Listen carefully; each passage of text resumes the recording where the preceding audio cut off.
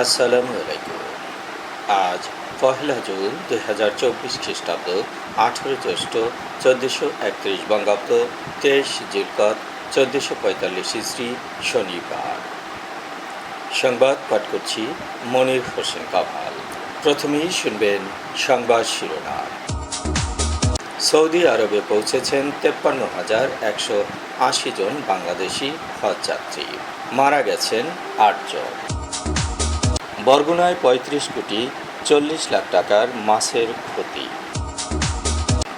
Cyber ট্রাইব্যুনালে সাংবাদিকের কারাদণ্ড। শিশুদের খাওয়ানো হলো ভিটামিন এ ক্যাপসুল। মাইকিংয়ে রেকর্ড করা হয় লোকবেতারে। শুনলেন সংবাদ শিরোনাম, এবার বিস্তারিত। সৌদি আরবে পৌঁছেছেন 53,180 জন বাংলাদেশি হজযাত্রী। এসব হজযাত্রীর মধ্যে মারা গেছেন 8 বাংলাদেশি। আজ সকালে হজ পোর্টালে আইটি হেল্প ডেস্কের প্রতিদিনের বুলেটিন থেকে এ তথ্য জানা গেছে। এতে বলা হয়েছে, শুক্রবার রাত 2টা পর্যন্ত 53,180 জন হজযাত্রী সৌদি আরবে পৌঁছেছেন। এর মধ্যে সরকারি ব্যবস্থাপনায় 3,747 জন ও বেসরকারি ব্যবস্থাপনায় গেছেন 49,433 জন। এখন পর্যন্ত হজকেন্দ্রিক সৌদি আরব যাওয়ার ফ্লাইট পরিচালিত হয়েছে 136টি। চাঁদ দেখা সাপেক্ষে আগামী 16 জুন এবারের হজ অনুষ্ঠিত হবে। হজযাত্রীদের সৌদি আরবে যাওয়ার প্রথম ফ্লাইট শুরু হয় গত 9 মে। আগামী 10 জুন পর্যন্ত হজযাত্রার এ ফ্লাইট চলবে। হজ শেষে 20 জুন থেকে শুরু হবে ফিরতি ফ্লাইট। দেশে ফেরার ফ্লাইট শেষ হবে আগামী 22 জুলাই। এবছর সরকারি ও বেসরকারি ব্যবস্থাপনা মিলিয়ে 85,257 জন বাংলাদেশি হজ করতে যাবেন। তাদের মধ্যে সরকারি ব্যবস্থাপনায় 4,562 জন ও বেসরকারি ব্যবস্থাপনায় এজেন্সির মাধ্যমে 80,695 জন। ধর্ম মন্ত্রণালয়ের তথ্য অনুযায়ী এ পর্যন্ত 8 বাংলাদেশি হজযাত্রী সৌদি আরবে মারা গেছেন। তাদের সবাই পুরুষ। এর মধ্যে মক্কায় 6 এবং মদিনায় মারা গেছেন 2 জন। ঘূর্ণিঝড় রেমালে বরগুনায় 35 কোটি 40 লাখ টাকার মাছের ক্ষতি হয়েছে। জেলা মৎস্য বিভাগের হিসেব মতে 46,912টি পুকুর তলিয়ে মাছ চলে গেছে। জেলার 2,135 হেক্টর জলাশয় তলিয়ে কোটি কোটি টাকার ক্ষতি হয়েছে। প্রায় 50,000 জেলে পরিবার ক্ষতির সম্মুখীন। মাছের ক্ষতি নিয়ে একটি প্রতিবেদন তৈরি করেছেন সাইফুল ইসলাম। শুনুন তার প্রতিবেদন। 68,000 গ্রাম বাংলার এই বাংলাদেশের বুকে ছোট্ট একটা সাজানো গোছানো শহর বরগুনা। প্রাচীনকাল থেকেই বরগুনার মানুষ মাছ চাষ ও মাছ শিকার করে জীবিকা নির্বাহ করে আসছে, কিন্তু প্রায় প্রতি বছরই নানা প্রাকৃতিক দুর্যোগে দুমড়ে মুচড়ে দেয় বরগুনাকে। সম্প্রতি আঘাত হানা ঘূর্ণিঝড় রেমালের প্রভাবে সর্বশান্ত হয়ে পড়েছে বরগুনার মৎস্য চাষিরা। রেমালের তাণ্ডবে ক্ষতির বর্ণনা দিতে গিয়ে তারা বলেন, আমার এই গেটটা আজকে প্রায় 5-7 বছর ধরে করি।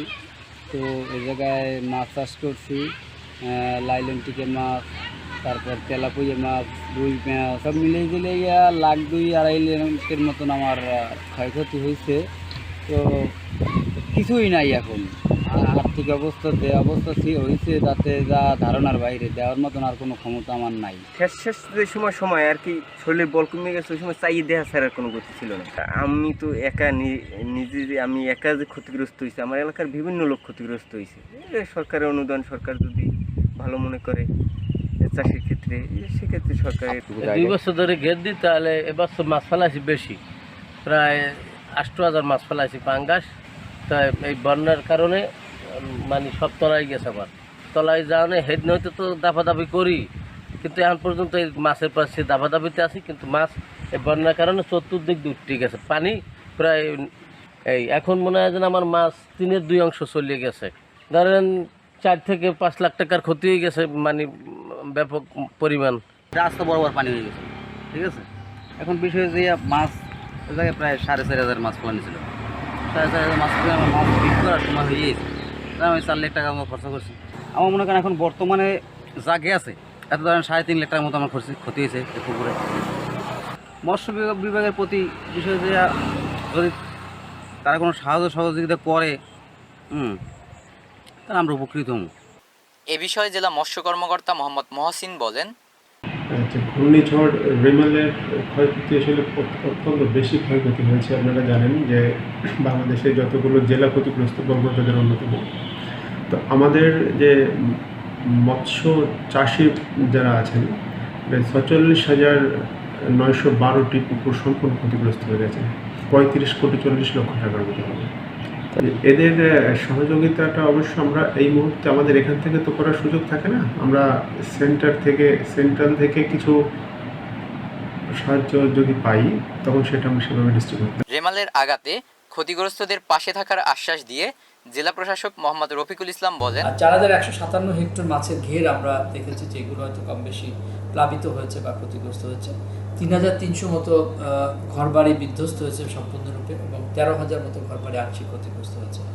আর পানি উন্নয়ন বোর্ডের যে বাঁধগুলো আছে, বিভিন্ন যে আমাদের শহর রক্ষা বাঁধ, এই বাঁধগুলো আমাদের প্রায় 13টা স্পটে বিভিন্নভাবে ক্ষতিগ্রস্ত হওয়ার কারণে এই বন্যা আমাদের জলোচ্ছ্বাস বা যে ইয়ার কারণে রেমালের প্রভাবে যে ইয়েটা হয়েছে, সেই পানিটা কিন্তু এই লোকালের মধ্যে ঢুকে কিন্তু জনপদগুলো প্লাবিত হয়েছে। পাশাপাশি আমরা যারা এই ক্ষতিগ্রস্তদের মাঝে আমরা বিভিন্ন যে জিয়ার চাল এটা বিতরণ করছি, পাশাপাশি শুকনো খাবারও আমরা বিতরণ করছি এবং সার্বিকভাবে আমরা দুর্গতদের পাশে আমরা আছি এবং চেষ্টা করছি যাতে সুন্দরভাবে যাতে দুর্যোগটা আমরা সকলকে নিয়ে মোকাবেলা। ঘূর্ণিঝড় রেমালের প্রভাবে ধ্বংসস্তূপে পরিণত হয়েছে বরগুনা।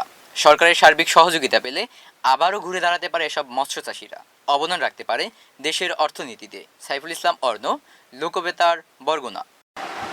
ফেসবুকে আপত্তিকর ছবি ও লেখা পোস্ট করার দায়ে অনুমোদিত অনলাইনের সম্পাদক বশির আহমেদকে 3 বছর কারাদণ্ড দিয়েছেন আদালত। এছাড়াও তাকে 25,000 টাকা অর্থদণ্ড দেয়া হয়। এ সময় একই মামলায় আবিদা সুলতানা নামে এক নারীকে 25,000 টাকা জরিমানা করা হয়েছে। বরিশালের সাইবার ট্রাইব্যুনালের বিচারক গোলাম ফারুক এ দণ্ড দিয়েছেন। দণ্ডিত বশির রায় ঘোষণার সময় আদালতে অনুপস্থিত থাকায় তার সাজা পরোয়ানা জারি করা হয়েছে। অন্যদিকে আবিদা তার জরিমানার অর্থ পরিশোধ করেছেন। বশির বরগুনা জেলার পাথরঘাটা নিউজের সম্পাদক। আবিদা পাথরঘাটা উপজেলার 2 নম্বর ওয়ার্ডের আমিনুর রহমানের স্ত্রী। মামলায় এ 2 আসামির সঙ্গে জমি নিয়ে পাথরঘাটার হাসপাতাল রোডের প্রবাসী শাহিন আলমের বিরোধ রয়েছে।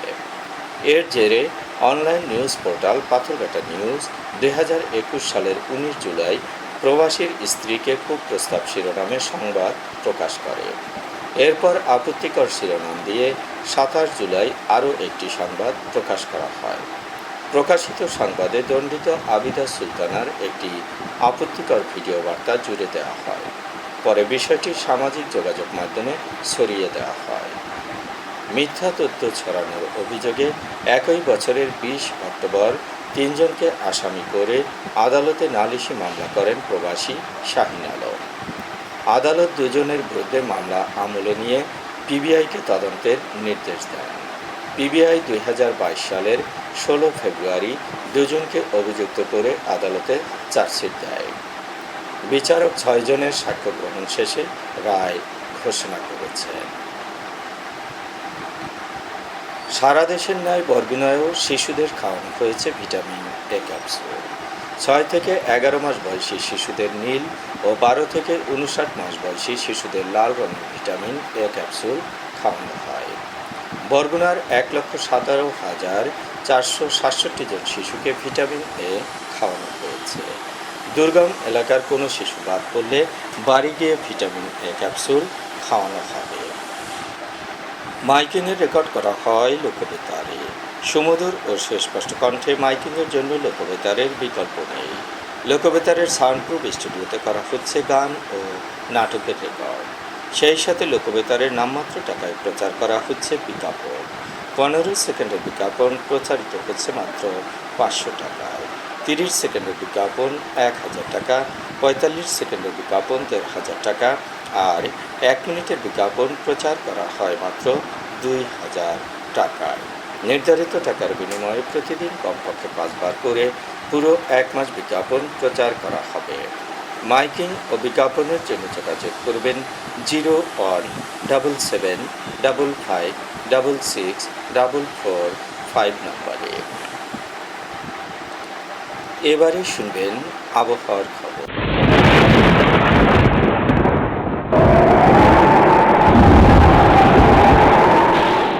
পশ্চিমা লঘুচাপের বর্ধিতাংশ পশ্চিমবঙ্গ থেকে উত্তর পশ্চিম বঙ্গোপসাগর পর্যন্ত বিস্তৃত রয়েছে।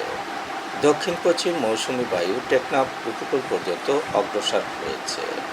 রংপুর, ময়মনসিংহ ও সিলেট বিভাগের কিছু কিছু জায়গায়, রাজশাহী, খুলনা ও চট্টগ্রাম বিভাগের 2-1 জায়গায় অস্থায়ীভাবে দমকা ও ঝোড়ো হাওয়া সহ হালকা থেকে মাঝারি ধরনের বৃষ্টি হতে পারে। আজ দেশের সর্বোচ্চ তাপমাত্রা ছিল কলাপাড়ায় 35.5 ডিগ্রি সেলসিয়াস এবং সর্বনিম্ন তাপমাত্রা ছিল ডিবলায় 24.5 ডিগ্রি সেলসিয়াস।